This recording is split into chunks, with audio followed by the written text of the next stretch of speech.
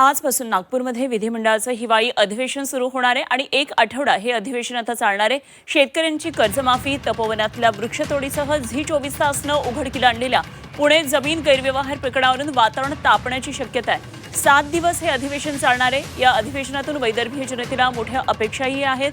दरम्यान विधिमंडळ इतिहासात पहिल्यांदाच दोन्ही सभागृहांना विरोधी पक्षनेता नाहीये आणि त्यामुळे विरोधी पक्ष नेत्याविना सभागृहाचं कामकाज चालणार आहे। विरोधी पक्षनेतेपदाच्या मुद्द्यावरून विरोधक सरकारला घेरण्याची शक्यता आहे। अधिवेशनाच्या पूर्वसंध्येला झालेल्या चहापानावर बहिष्कार टाकत विरोधकांनी आपला इरादा स्पष्ट केलेला आहे।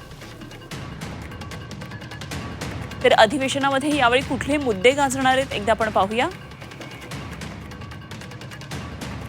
तर यामध्ये काही महत्त्वाचे मुद्दे, झी 24 तासनं उघड केलेलं पुणे जमीन गैरव्यवहार प्रकरण, निश्चितच हा मुद्दा गाजणारे उपमुख्यमंत्री अजित पवार यांच्या चिरंजीवांचं नाव यामध्ये, तपोवन वृक्षतोडीचा मुद्दा आहे नाशिकमधला, साधुग्रामसाठी अनेक झाडं तोडण्यात येणार आहेत आणि हा मुद्दा चांगलाच तापणार आहे। नगरपालिका निवडणुकांमध्ये जो घोळ झालेला आहे त्या संदर्भातही महत्त्वाचा मुद्दा आहे। अतिवृष्टीग्रस्तांच्या मदतीतला विलंब हा अत्यंत महत्त्वाचा मुद्दा आहे जो अधिवेशनामध्ये गाजेल। शेतकऱ्यांची कर्जमाफी प्रत्येक अधिवेशनामध्ये महत्त्वाचा ठरणारा हा एक महत्त्वाचा मुद्दा याही अधिवेशनामध्ये गाजणार।